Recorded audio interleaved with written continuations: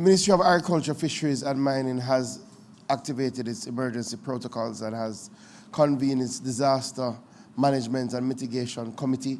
Our first phase has been to issue various advisories to our farmers and fishers around what to do in the event of this storm. Clearly, we now see that as the week has gone on, the storm has strengthened, and it appears based on the forecast, we are certain to get significant rain and significant wind.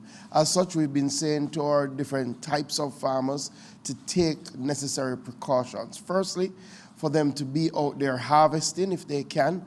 We have been working with a number of our farmers, our fruit farmers, our pepper farmers, to harvest what they have, to work with our agro-processes, to provide those items so that they can minimize their losses.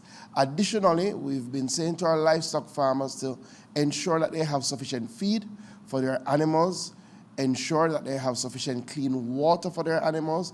If the animals are in a flood-prone area, move them to higher ground. It is very, very important that they act now, especially in relation to preparing silage so that the animals will have feed during the storm. We've sent out advisories, and our RADA teams have been out in the ground. Literally, our extension officers have been visiting with farmers, saying to them, put these precautions in place.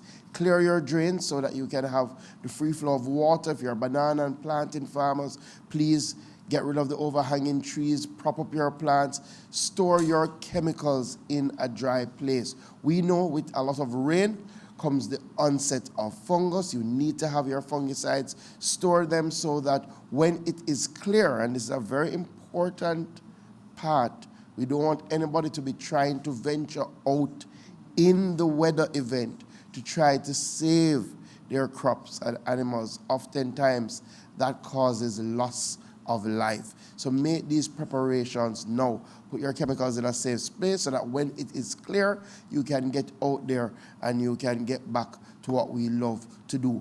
Additionally, we saw a lot of damage to our greenhouse farmers in Hurricane Beryl. In fact, about 232 greenhouse structures were destroyed by Hurricane Beryl. A number of those farmers have not fully rebuilt as yet.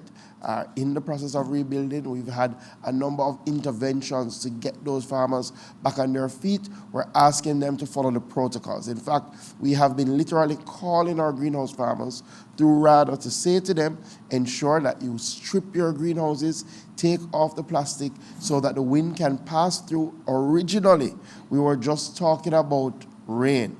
But as we have seen, based on the trajectory of the storm, which will likely become a hurricane, then we're going to have significant wind. So we're asking our farmers to follow the protocol. So the RADA team is out. Also, our Agro-Invest Corporation has been working with our agri-parks, looking at critical drains, trying to clean those drains so that we can reduce the impact of flooding. As such, the Sugar Company of Jamaica as well has been undertaking that, has been directed to undertake those works. In relation to our fishers, our message has been very, very clear. Come home.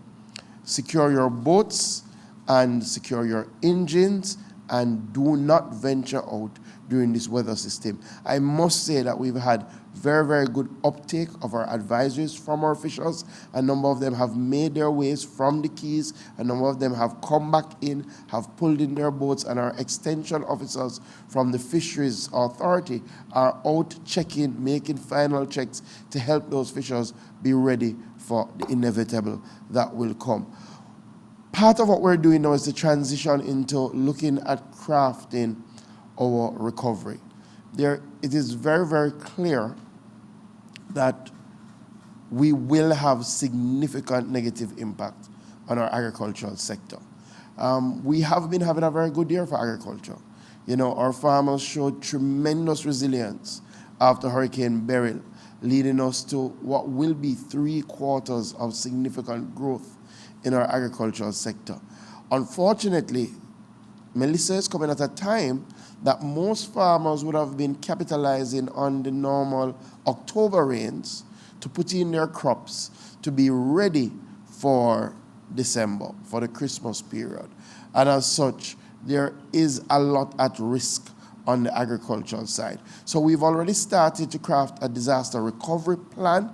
Clearly, that will be finalized depending on the extent of the damage, but already we have forward procured vegetable seeds because we do know that our vegetable crops are more susceptible to these weather-related events. So we already have in stock through our RADA offices some vegetable seeds so that we will be able to get out as quickly as possible. We've also secured some chemicals that we know will be important to distribute to our farmers after the weather event. We've also been engaging our partners, and I really want to thank the ones that have reached out extremely early. We've already had a meeting with our CARICOM counterparts around support that they plan to provide. We've already had an outreach from the FAO and from ECA in relation to indicating that they stand ready to assist Jamaica in relation to its recovery effort on the agriculture and fisheries side. So with all of that said, I will close by saying to our farmers and our fishers, please, heed the warnings from the Met Office, follow the advisories that we will be issuing from RADA, from the National Fisheries Authority.